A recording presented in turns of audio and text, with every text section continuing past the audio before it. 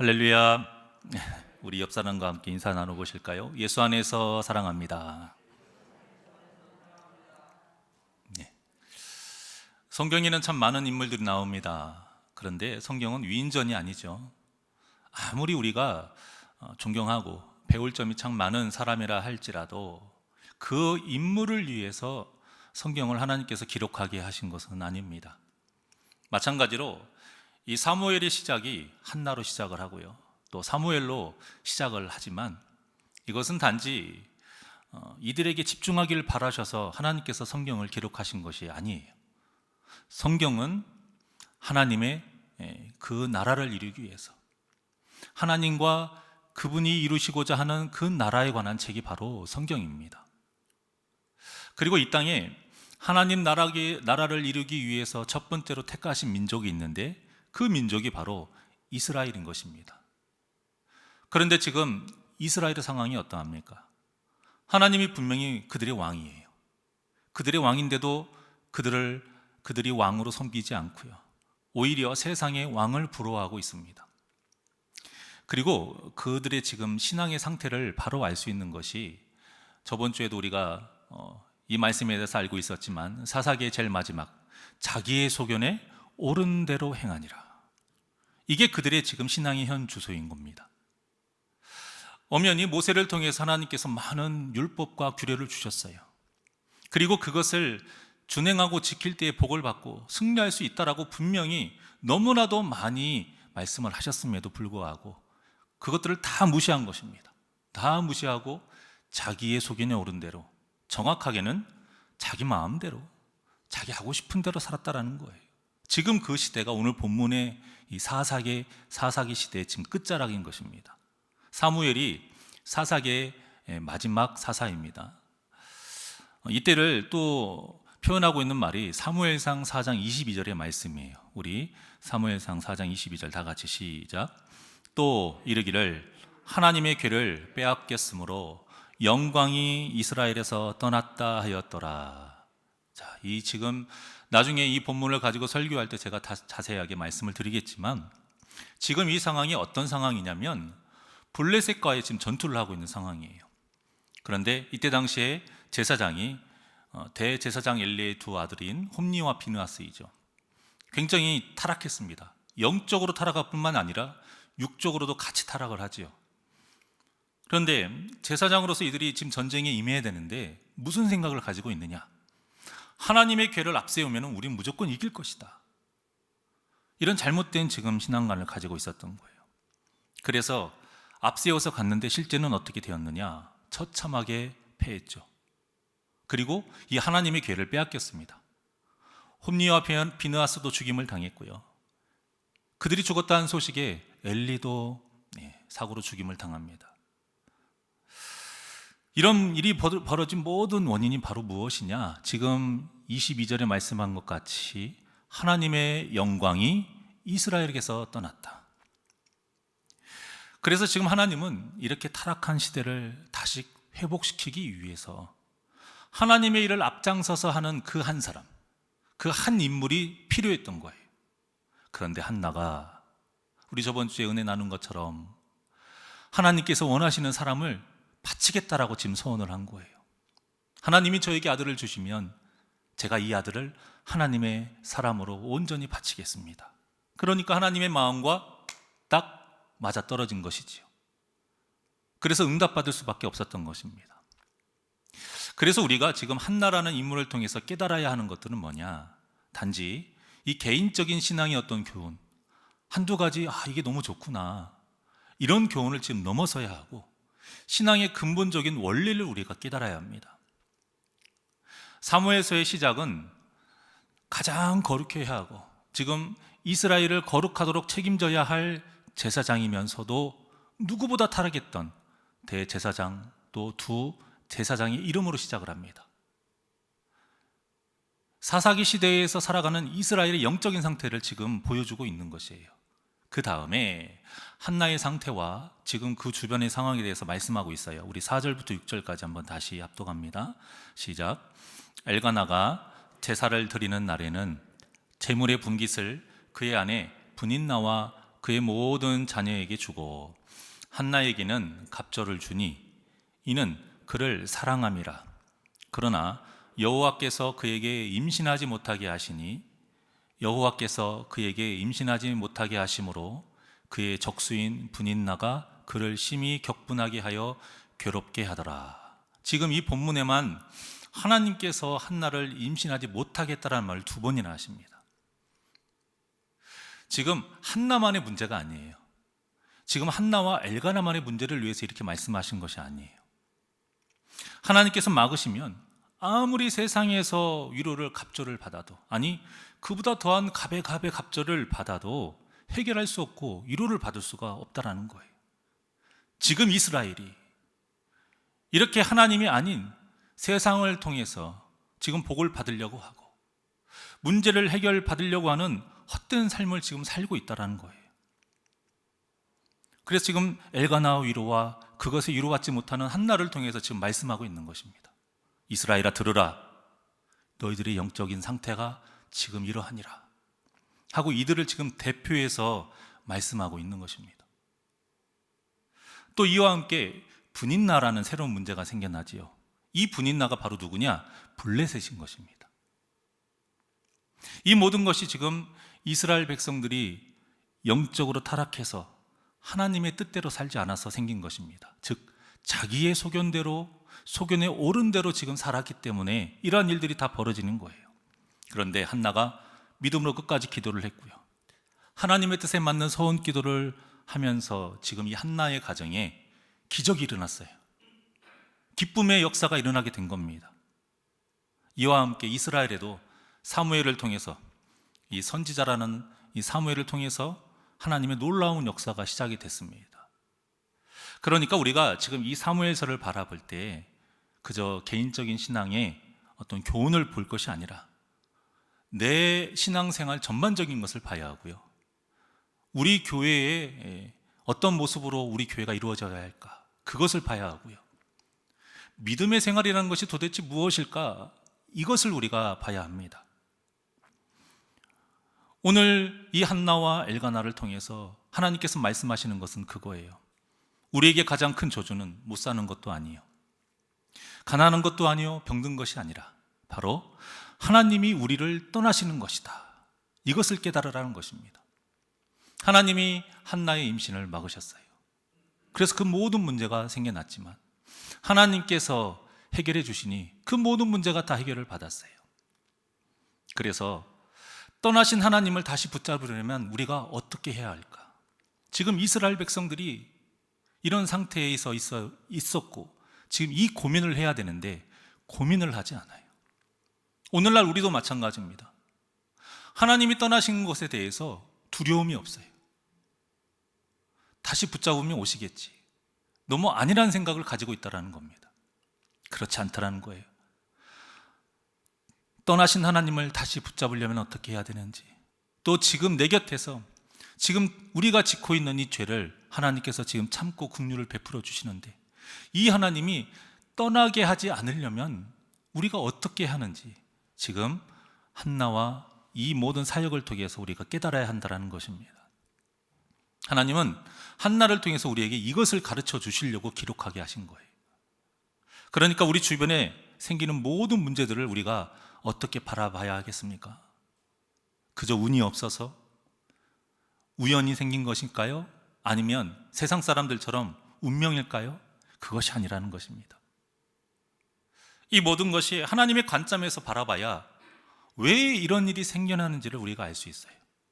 왜 이런 일이 생겨나는지 알 수 있으니까 이 문제 해결점은 오직 하나님으로밖에 해결할 수 없구나, 이것을 깨닫게 되는 것입니다. 그래야 우리에게도 한나의 기도가 우리의 기도가 될 수 있고요, 이 한나의 믿음이 우리의 믿음이 될 수가 있는 것입니다. 그리고 이 기도가 결국 하나님의 마음에 맞는 서원 기도를 통해서 이루어지는 것처럼 하나님의 뜻에 우리가 맞게 살고자 결단하는 믿음이 있어야 된다는 겁니다. 이것을 우리가 깨달아야 돼요. 그래서 오늘 본문의 말씀을 통해서도 우리가 하나님의 나라를 이루도록 택함받은 백성입니다. 그러면 이 택함받은 백성으로서 어떻게 살아야 하는지 우리가 한나의 삶을 통해서 한번 깨닫고 배우는 시간을 갖고자 합니다. 그래서 한나의 많은 모습 중에서 한 모습에만 우리가 깨달아서 나도 이 귀한 모습대로 살아야지 이런 것이 아니에요.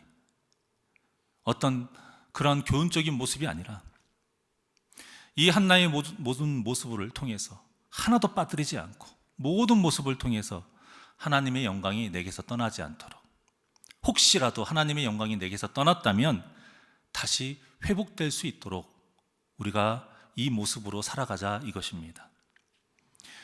그래서 오늘 우리가 본받아야 할 이 모습의 첫 번째는 무엇이냐면 한나는 끝까지 예배하는 신앙을 가졌다라는 겁니다.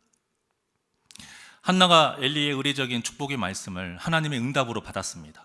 그리고 엘가나의 그 유리에도 먹지 않았던 음식을 먹고 다시는 근심빛이 없었더라 라고 끝났죠. 저번 주에 보면 그렇게 회복이 됐어요. 그런데 그 다음날 어떻게 됐는지 보면 일어나서 가장 먼저 한 것이 바로 무엇이었습니까? 예배였어요. 여러분, 마귀는 우리에게 맞춤형으로 공격한다는 것을 절대 잊으시면 안 됩니다.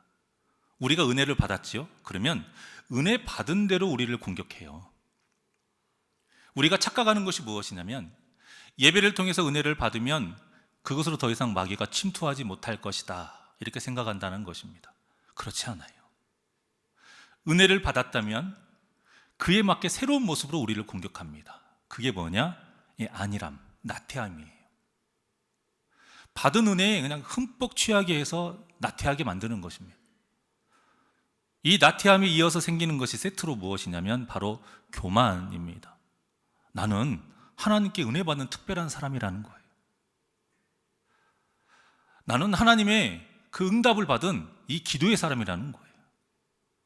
나는 하나님께서 특별하게 나를 고쳐주신 이런 기적을 체험한 사람이라는 거예요. 그 간증이 하나님의 은혜에 대한 내 믿음의 고백이 되어야 되는데 그것이 아니라 말로는 고백이지만 내 안에서는 무엇이 있느냐면 나는 그만한 믿음이 있는 사람, 당신보다는 내가 좀 더 나아요, 이런 마음을 갖게 한다라는 것입니다. 거기에 넘어진다라는 거예요. 이것이 나도 모르게 은연중에 생기도록 하는 이 마귀의 유혹인 것입니다. 그래서 사도 바울이 이런 것에 대해서 강하게 경고했어요. 고린도전서 12장 12절의 말씀 시작. 그런즉 선줄로 생각하는 자는 넘어질까 조심하라. 아멘. 여기에서 섰다는 것은 은혜 받았다라고 할 수 있죠. 하나님의 임재를 경험했고 말씀의 깨달음을 얻었고 또 남들은 경험하지 못했던 어떤 특별한 기적을 지금 경험했다는 거예요. 하지만 그것으로 끝이 아니라는 거죠. 우리가 그것으로 인해서 더 거룩한 시작을 다시 해야 됩니다. 그런데 그것을 잊어버리게 해서 넘어지게 하는 존재, 그 존재가 바로 마귀라는 거예요. 그런즉 선줄로 생각하는 자는 마귀가 너희를 넘어뜨릴 것이니까 조심해라. 그러니까 마귀에게 미혹당하지 않도록 항상 조심하라고 지금 사도 바울이 단단하게 지금 경고하고 있는 겁니다.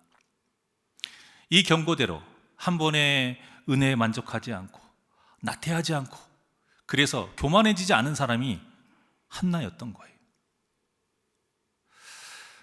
다음날 일어나자마자 일찍이 그것도 일어나서 바로 예배를 했고요. 또 자기 집에 돌아가서 엘가나와 동침할 때 하나님께서 한나를 무엇했다라고 지금 말씀하고 있냐면 생각하셨다.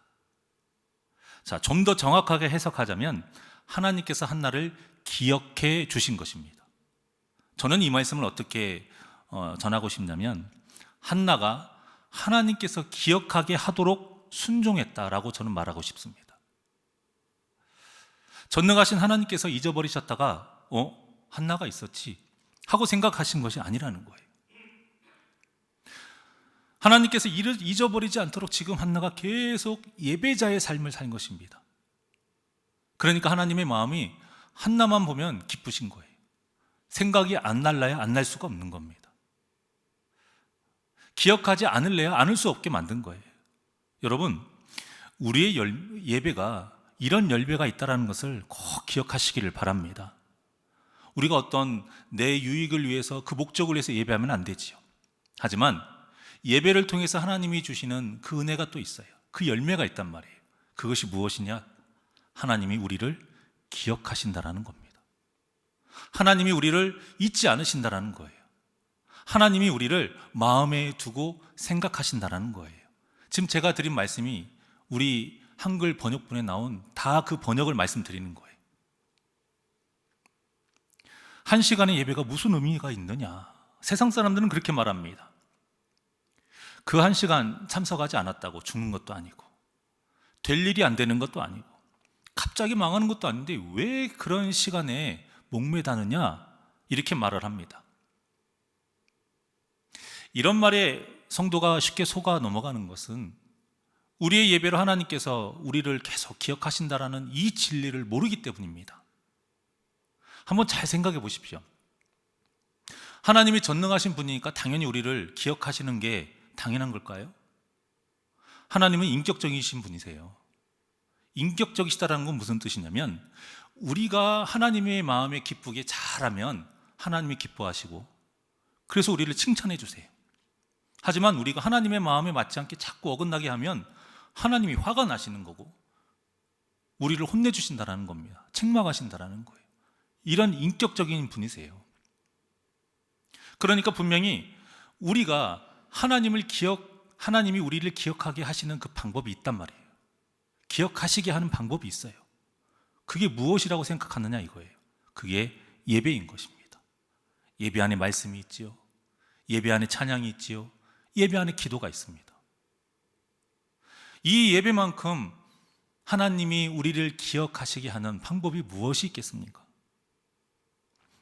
아까 전한 것과 같이 당시의 이스라엘 상황을 나타내는 말씀이 하나님의 영광이 떠났다 이 말씀이었습니다. 하나님의 영광이 떠났다라는 말은 곧 무엇이냐면 하나님이 우리를 기억하지 않으신다라는 거예요. 하나님이 우리를 생각하지 않으신다라는 거예요. 하나님이 우리를 마음에 두지 않으신다라는 뜻입니다. 그런데 우리의 이 한 시간의 예배로 하나님이 우리를 계속 생각하시고 기억하신다고 하시니까 이처럼 얼마나 귀하고 복된 시간이 예배의 시간이겠습니까? 그래서 성도는 예배에 목숨을 걸어야 하는 것입니다. 예배에 목숨을 걸라는 말은 무수히 들었어요. 정말 귀에 딱지가 듣게끔 들었어요. 그런데 왜 그러세요? 라고 물어보면 대답을 못해요. 예배를 드려야 사니까요. 틀린 말은 아니지만 정확하고 자세한 말은 아닙니다. 우리가 예배를 하나님 앞에 진심으로 진정으로 드려야 됩니다. 그래야 하나님이 우리를 기억하시거든요. 계속 하나님의 마음에 우리를 두시거든요. 그러니까 우리가 살 수밖에 없죠. 그 중요한 그 안에 있는 알맹이는 다 우리가 잊어버리고 그 겉만 지금 우리가 알고 있는 겁니다. 그래서 우리가 성도로서 예배 시간을 내 삶의 가장 중요하고 고정된 일정으로 딱 세워놓는 겁니다. 그리고 나머지 일정을 잡는 거예요. 정말 성도다운 모습은 무엇이냐? 우리의 앞에 스케줄이 있죠. 1년치 스케줄이 아니고요. 우리 평생의 스케줄에 이미 고정으로 딱 박혀 있는 게 있어야 돼요. 그게 무엇일까요? 예배인 것입니다. 저는 단언하고 얘기할 수 있는 것이 물론 이게 모든 믿음의 척도는 아니지만 정말로 믿음이 있는 사람이라면 그것을 구별할 수 있는 가장 첫 번째 것이 무엇이냐? 그들의 삶에 이 예배의 고정 스케줄이 몇 개가 있느냐 이겁니다. 자, 일주일에 내 우리 삶에 주일의 오전에 딱 한 번 그 예배 하나로 스케줄이 정해져 있는 사람과 주일의 오전, 주일 오후, 수요일, 금요일, 또 새벽 이 모든 시간이 그들의 고정적인 딱 스케줄로 잡혀 있는 사람, 이 중에 누가 더 믿음이 견고하신 분이겠습니까? 굳이 말하지 않아도 우리 알 수 있지 않나요? 저는 그것을 말씀드리는 거예요. 그러니까 우리의 지금 신앙의 생활에서 시간이 되니까 오늘 수요예배 와야지, 오늘은 왠지 마음에 감동이 와, 내가 그래서 수요예배를 드려야지, 이것이 아니라는 거예요. 수요일 날에 예배가 있으니까 힘들어도 오는 것이고 기분이 좋든 안 좋든 와야 하는 것이고 내 몸이 힘들지만 움직일 수 있으면 오는 것이고. 왜요? 살기 위해서. 왜요? 하나님이 나를 기억해 주시기를 위해서. 계속 나를 하나님께서 마음에 두시기를 위해서. 우리가 당연히 이 시간을 고정적으로 딱 정해놔야 한다는 것입니다. 그런데 우리는 그러지 않을 때가 많이 있다라는 거예요.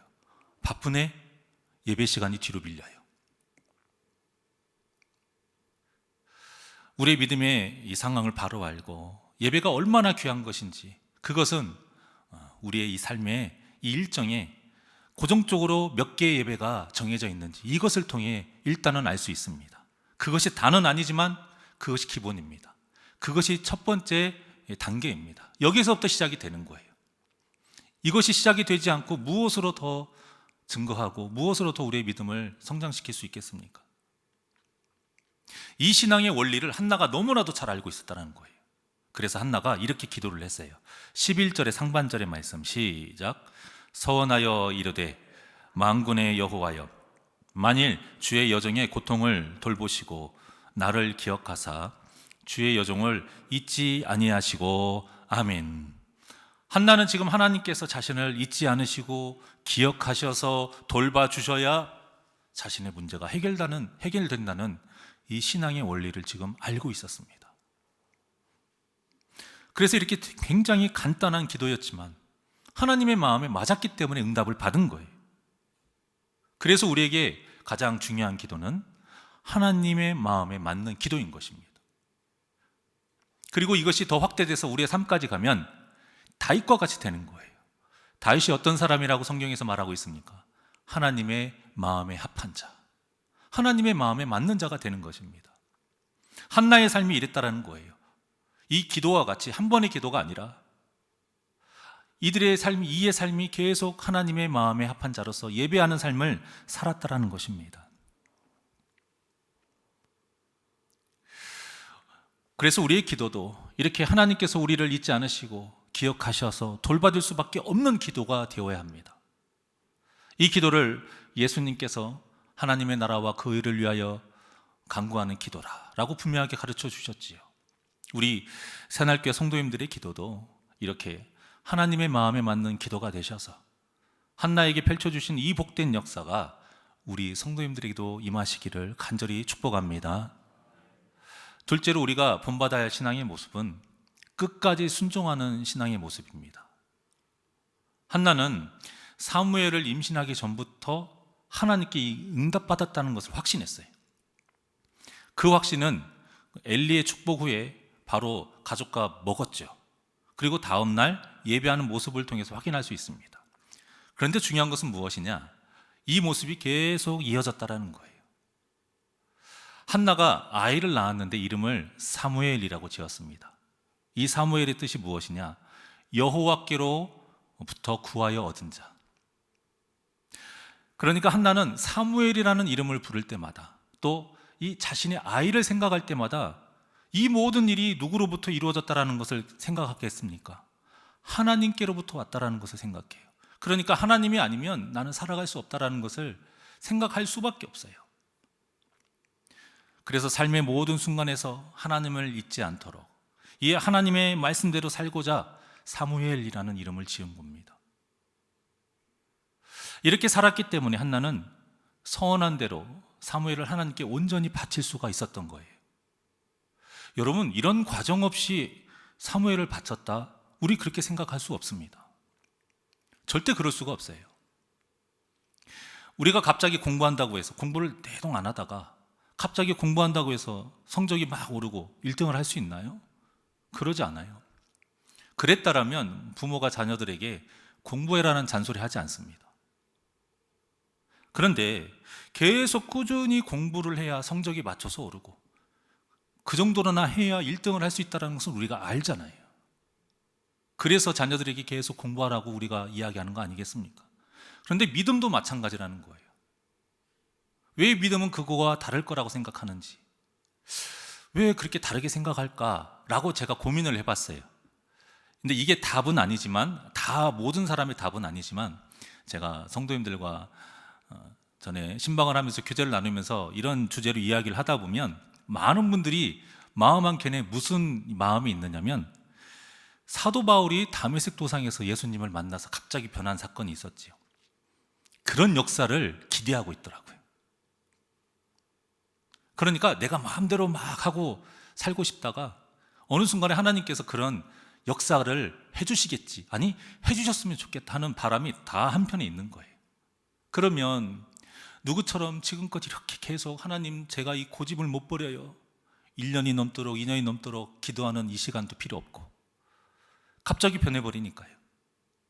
그런 마음이 다 있더라고요. 그런데 바울도 얼마나 노력을 했는지 그것을 모르시니까 그렇게 이야기를 하시는 거죠. 물론 전능하신 하나님께서 이걸 못 하시겠습니까? 이런 능력이 없으시겠어요? 하실 수 있지만 하지 않으시는 거예요. 그러니까 우리가 지금 생각해야 될 건 이 사도 바울의 어떤 이 역사를 우리도 바라는 이런 소망을 가지면 안 되고요. 우리가 생각해야 될 건 달란트의 비유입니다. 하나님께서 우리에게 맞게, 각자에 맞게 달란트를 주셨다는 걸 우리가 기억해야 돼요. 그러니까 우리가 하나님 5달란트 주세요, 이걸 바라는 것이 아니고 우리 신앙의 초점은 무엇이 되어야 하냐면 1달란트를 받았어도 이 받은 달란트를 남기는 것, 이것에 우리가 초점을 맞춰서 살아야 한다는 거예요. 어쨌든 우리의 믿음은 갑자기 세워지는 것이 아닙니다. 꾸준히 성장해야 한다는 사실을 우리가 잊으면 안 된다는 겁니다. 그래서 예수님도 4가지 그 밭의 비유를 하신 것이지요. 너희들 길가에서만 계속 멈춰 있으면 안 된다. 믿음을 키우면 돌밭이 되고 가시떨기가 됐다가 결국에는 좋은 밭이 되어야 돼. 작년에는 내가 길가에 있는데 금년에는 돌밭이 되었네, 이 정도면 됐지 하지 말라는 거예요. 작년에는 돌밭이었는데 이번에는 가시떨기 정도 됐네, 여기에 멈추지 말라는 겁니다. 우리의 목표는 돌밭까지 가야 돼요. 계속 성장을 해야 된다는 거예요. 하지만 돌밭이 언제라도 길가가 될 수 있다는 사실을 우리가 또 잊으면 안 됩니다.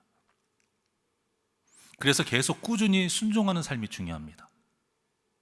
성경에는 이 한나의 순종이 굉장히 짧은 몇 줄로 되어 있다 보니까 이 무게와 현실이 잘 와닿지 않아요. 그래서 이때를 우리가 잘 한번 살펴볼 필요가 있습니다. 지금 한나가 사무엘을 하나님께 바친 때가 언제라고 기록되어 있습니까? 젖을 뗀 후라고 기록되어 있어요. 성경학자들은 이때를 한 3살 정도로 봅니다. 3살. 그러니까 아이가 젖을 뗐다는 것은 무슨 의미냐면 이제는 아이가 한 인격체로서, 사람으로서 무언가 이제 독립적으로 활동을 하려고 하는 시기가 바로 젖을 뗀 후입니다. 그러니까 우리가 말을 할 때 아이들이 옹알이라고 하잖아요. 옹알이라는 것은 그냥 따라서 하는 거예요.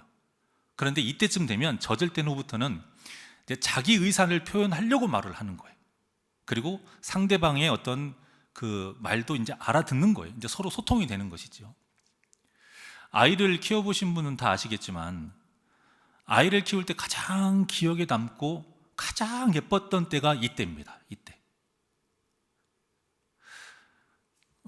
힘이 없어서 수동적이었던 아이가 이제는 능동적으로 막 무엇인가를 하려고 막 일어서요. 표현을 해요. 얼마나 예쁜지 몰라요. 서툴기도 하고 실수도 하지만 그때가 너무 귀한 거예요. 아, 얘가 이제 진짜 잘하기 시작하는구나. 그런데 이때 귀하고 예쁜 게 우리만의 생각이 아니었어요. 이스라엘 사람들도, 아니 세상의 어떤 사람들도 다 이때를 귀하게 여긴 겁니다. 성경에도 기록이 되어 있는데 한번 볼까요? 창세기 21장 8절의 말씀. 시작. 아이가 자라매 젖을 떼고 이삭이 젖을 떼는 날에 아브라함이 큰 잔치를 베풀었더라. 아멘. 아브라함이 이삭을 낳았어요. 그런데 이삭이 딱 젖을 뗀 때에 큰 잔치를 베푼 겁니다.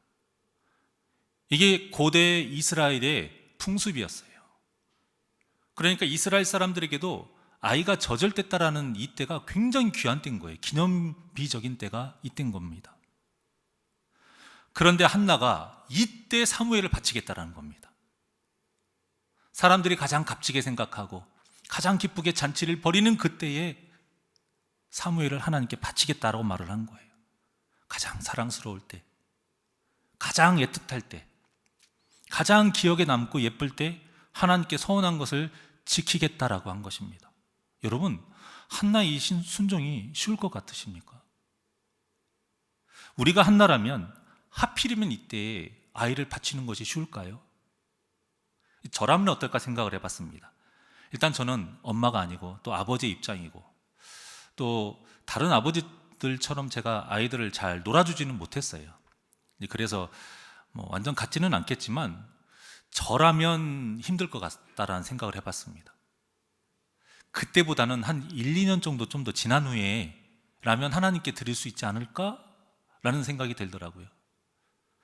그때가 너무 귀하고 너무 소중하고 예쁘니까 좀 더 좋은 추억을 만든 후에, 그런 후에 좀 보내줬으면 하는 마음이 한켠으로 들더라고요. 그래서인지 저도 가끔 이제 아이들의 어떤 옛날 동영상을 보낼 때가 있거든요. 그럼 그때가 딱 이때예요. 이때. 그때가 참 좋아요. 그런데 한나는 가장 좋았을 때, 그래서 사람들과 같이 잔치를 벌여서 기쁨을 나누는 그때에 하나님께 사무엘을 바친 것입니다.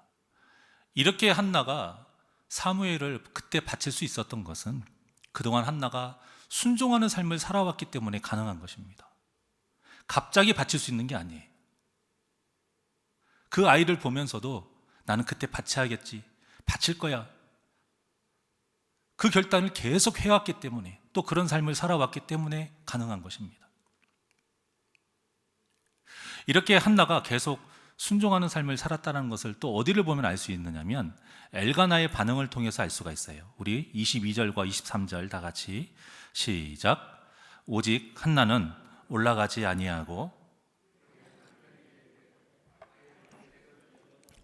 내가 그를 데리고 가서 여호와 앞에 뵙게 하고 거기에 영원히 있게 하리이다 하니, 그의 남편 엘가나가 그에게 이르되 그대의 소견에 좋은 대로 하여 그를 젖대기까지 기다리라. 오직 여호와께서 그의 말씀대로 이루시기를 원하노라 하니라. 이에 그 여자가 그의 아들을 양육하며 그가 젖대기까지 기다리다가 아멘. 당시의 여성상을 우리가 좀 알아야 됩니다. 지금하고는 굉장히 다른 삶을 살았어요. 당시에는 여성은 어떤 존재였냐면 인생을 살면서 새 남자에게 보호를 받아야 하는 존재가 바로 여성이다, 이렇게 알고 있었습니다. 그리고 그렇게 살았어요. 태어나서부터는 아버지에게 보호를 받아야 되고요, 결혼하고 나서는 남편에게 보호를 받아야 되고, 남편이 죽고 나서 그리고는 장남에게 보호를 받아야 하는 존재가 여성인 거예요. 그래서 장남에게 2배의 재산을 준 겁니다. 그래서 결혼한 한나는 지금 자기가 하나님께 아무리 이렇게 소원을 했어도요, 남편 엘가나의 동의를 구해야 됩니다. 그래서 남편 엘가나가 동의를 해야 사무엘을 바칠 수가 있어요. 그런데 한나가 하필이면 언제 바친다고 이야기를 합니까? 그 남편 엘가나 눈에도 가장 이뻐 보일 젖을 뗀 후에 바친다라고 이야기를 한 거예요. 그때 엘가나의 반응이 어땠습니까? 우리가 방금 읽은 것처럼 당신의 소견에 좋은 대로 하시오. 그리고는 또 한 말이 뭐냐? 하나님의 뜻대로 이루어지기를 바라겠소. 이렇게 말을 한 것입니다. 여러분, 엘가나가 이렇게 말을 할 수 있었던 것은 엘가나도 믿음이 있었으니까 가능했다? 물론 그럴 수도 있습니다. 그런데 그것만으로는 안 돼요. 만약에 엘가나의 믿음만 있었다면 그냥 하나님의 뜻대로 이루어지기를 바라겠소 하고 끝나면 됩니다. 그런데도 그 앞에 뭐라고 말을 했습니까? 당신의 소견대로, 당신의 소견에 좋은 대로 하시오. 즉, 이 말은 무슨 말이냐? 내가 본 당신은 절대 틀린 말을 하는 사람이 아니요, 당신의 소견이 바로 하나님의 뜻과 맞소. 그러니 당신이 하는 그 일이 하나님께서 원하시는 일인 것을 나는 아오. 그래서 당신이 하는 일대로 하나님의 뜻이 이루어질 것을 나는 믿소. 이 말이 바로 엘가나가 한 말의 뜻입니다. 우리 새날교회 성도님들은 살면서 누군가에게 이런 인정을 혹시 받아보신 적이 있으십니까? 만약에 한 사람에게라도 이렇게 인정을 받았다면 그분은 영적으로 성공한 사람이에요. 특히 이 인정을 남편이나 아내에게 받았다? 그러면 영적으로 성공에 성공을 더하신 분이에요. 다른 사람도 아니고 같이 사는 사람에게 이렇게 영적으로 신앙의 인정을 받는다는 것은 정말 어려운 것입니다. 그럼에도 한나가 이때 당시에 이렇게 여성의 인권이 그렇게 존중받지 못했던 이 시대에 엘가나에게 이렇게 인정을 받았다는 것은 여러분, 그만큼 평상시에 엘가나가 보기에 한나가 하나님의 말씀에 순종했던 삶을 살았다는 것을 알 수 있어요. 오늘 말씀의 제목이 무엇입니까? 하나님의 소견에 옳은 대로 살라.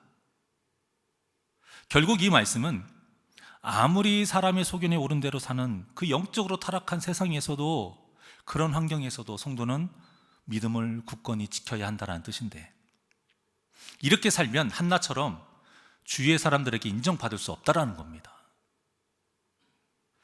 이런 사람을 히브리서 11장 38절에 히브리 기자가 뭐라고 얘기했냐면, 세상이 감당하지 못하는 사람, 이렇게 말을 했습니다. 그리고 이런 믿음의 삶을 살아야 이 땅에 예수님이 어떤 분이신지 증거할 수 있는 그리스도의 증인이 될 수 있는 것입니다. 이렇게 하나님의 소견에 옳은 대로 사셔서 내 주위의 사람들에게 인정받으시고 세상이 감당하지 못하는 예수의 증인이 되시기를 간절히 소망합니다. 세상에 이런 말이 있습니다. 기브 앤 테이크 아시죠?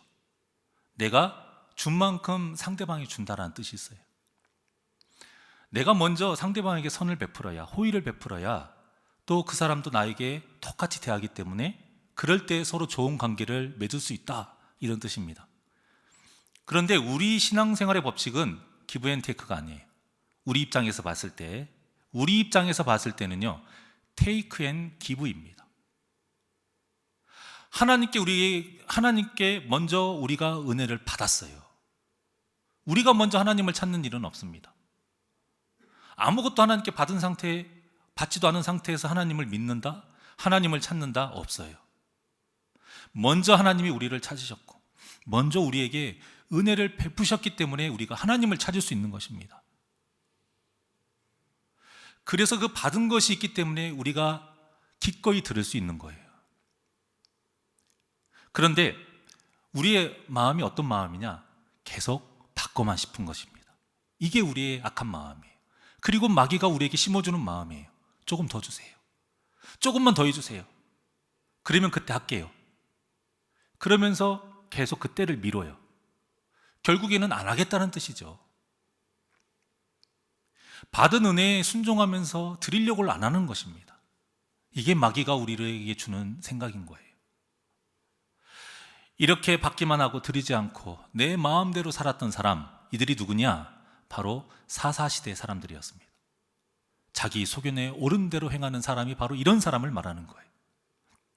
하지만 하나님께서 한나를 통해 우리에게 바라시는 삶, 이 한나의 삶을 통해서 우리가 이뤘으면 하는 삶이 무엇이냐? 받기만 하지 말고 말씀에 순종함으로 하나님께 드려라. 이것이 하나님이 우리에게 원하시는 삶이에요. 이렇게 말씀에 순종해야 죄로 오염된 이 이스라엘 백성들이 회복되는 것처럼 우리의 죄된 삶이 회복될 수가 있습니다. 이렇게 하나님의 뜻대로 살아야 죄에 오염된 이 이스라엘 땅이 회복되는 것처럼 우리의 교회가 회복될 수가 있습니다. 이렇게 받은 은혜를 순종으로 하나님께 우리가 돌려드려야 하나님의 사람이 일어나서 세상을 이기는 이 하나님의 나라가 펼쳐지는 것처럼 우리가 사무엘이 되고 다윗이 돼요. 또 우리 교회가 이스라엘이 되어서 이 세상을 복음으로 정복할 수가 있는 것입니다. 기껏 세워놨는데 세상에 정복당하면 되겠습니까? 저는 우리 교회의 저력을 알아요. 코로나가 있었는데도 이렇게 유지하고 버틴다라고 사람은 얘기하지만 저는 승리하고 정복했다라고 표현합니다. 많은 교회들이요, 코로나가 끝나고 나서 딱 봤더니 그나마 많이 회복된 교회, 보편적으로 봤을 때 반절입니다. 정말 80, 90, 100%까지 회복된 교회도 있지요. 그런데 평균을 따져보니 50%만 회복이 돼도 잘한 교회에 속했다라는 거예요. 그런데 우리 교회를 보면 그보다 더 많이 지금 회복이 돼가고 있습니다. 얼마나 저력이 있습니까? 또 큰 일이 있었지요. 그 일에서 더 뭉치셨고 그 오랜 기간 동안에 서로 먼저 자원해서 각자의 필요한 자리에 다 서고 그것도 우리 중고등부 학생들도 다 나서서 먼저 서고 얼마나 아름답습니까? 우리 성도님들이 더 잘 아시죠? 그러한 모습을 하나님이 원하신다는 거예요. 그러한 모습이 바로 세상을 정복하는 모습인 것입니다. 그러한 모습이 있으려면 순종하는 그 믿음의 삶이 필요합니다. 그래서 저는 목사로서 우리 새날교회 모든 성도님들이 엘리에게 한 이 한나의 고백이 여러분들의 고백이 되기를 원합니다. 그 한나의 고백을 한번 보실까요? 27절과 28절 시작. 이 아이를 위하여 내가 기도하였더니 내가 구하여 기도한 바를 여호와께서 내게 허락하신지라. 그러므로 나도 그를 여호와께 드리되 그의 평생을 여호와께 드리나이다 하고 그가 거기서 여호와께 경배하니라. 아멘. 이 믿음의 고백이 여러분의 고백이 되기를 원합니다. 지금 한나가 사무엘의 평생을 여호와께 드린다. 이 고백은 무슨 고백이냐면 자신도 여호와께 드리겠다는 뜻이에요. 자신도 하나님께 은혜 받은 자로서, 하나님께 기도 응답을 받은 자로서, 또 우리는 예수로 인해서 구원받은 자로서 당연히 해야 할 것을 하겠다라는 겁니다. 구하지만 말고 바라지만 말고 내가 해야 될 것을 바로 아는 것이 믿음입니다. 말씀을 통해서 우리가 무엇을 깨닫습니까? 아, 하나님이 이것을 주시는구나, 이런 복도 주시는구나. 우리가 이것을 깨달으려고 말씀을 듣는 게 아니에요. 내가 하나님께 당연히 해야 할 것을 깨달아야 됩니다. 무엇을 통해서요? 말씀을 통해서. 우리에게 이런 결단의 고백이 있어야 합니다. 계속 달라고만 구하지 말고, 계속 해달라고만 떼쓰지 말고, 이제는 우리도 말씀을 지키겠다는 이 믿음, 이 결단, 이 고백이 우리에게 있어야 할 줄 압니다. 또 말로만 하는 것이 아니에요. 마음으로만 품는 것이 아니에요.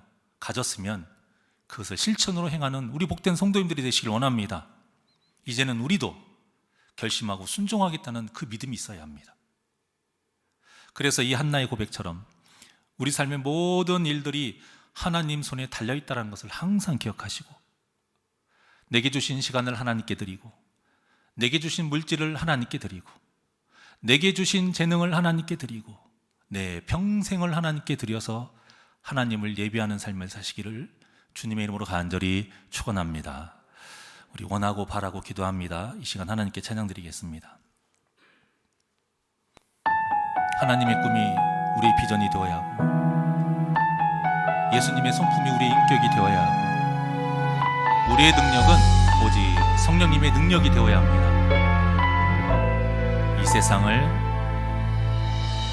이 세상을 살아가는 동안에 나의 힘을 의지할 수 없으니 기도하고 낙심하지 말 것은 주께서 참 소망이 되심이라. 하나님의 꿈이 나의 비전이 되고, 예수님의 성품이 나의 인격이 되고, 성령님의 권능이 나의 능력이 되길 원하고 바라고 기도합니다.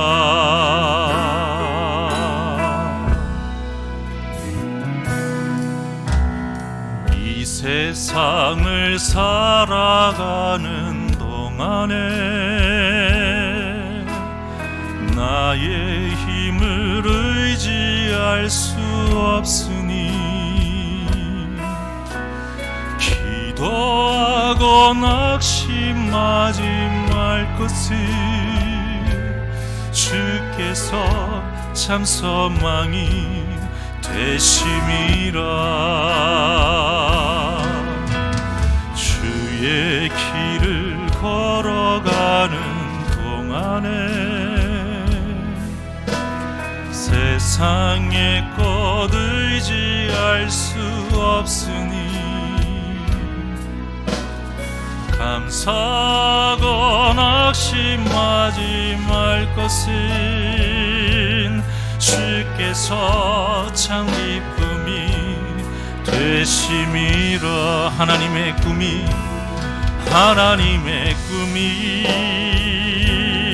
나의 비전이 되고 예수님의 성품이 나의 인격이 되고 성령님의 권능이 나의 능력이 되길 원하고 바라고 기도. 우리 두 손 높이 들고 고백할까요? 하나님의 꿈이 나의 비전이 되고 예수님의 성품이 나의 인격이 되고 성령님의 권능이 나의 능력이 되길 원하고 바라고 기도합니다. 하나님의 꿈이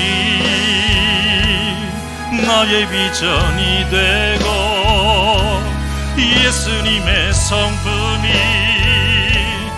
너의 인격이 되고 성령님의 권능이 나의 능력이 되길 원하고 바라고 기도합니다.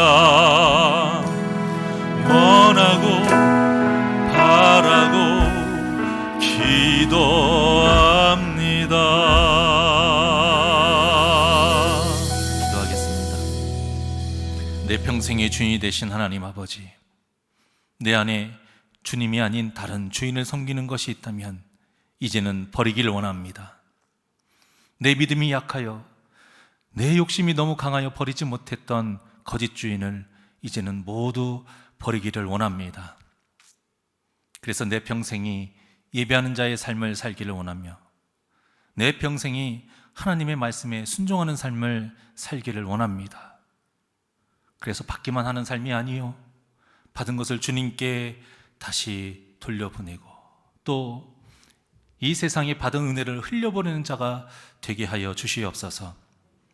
그래서 앞으로의 모든 우리의 삶이 하나님의 소견에 옳은 대로 살기를 원하오니 주님 도와주시옵소서. 예수님의 이름으로 기도하옵나이다. 아멘.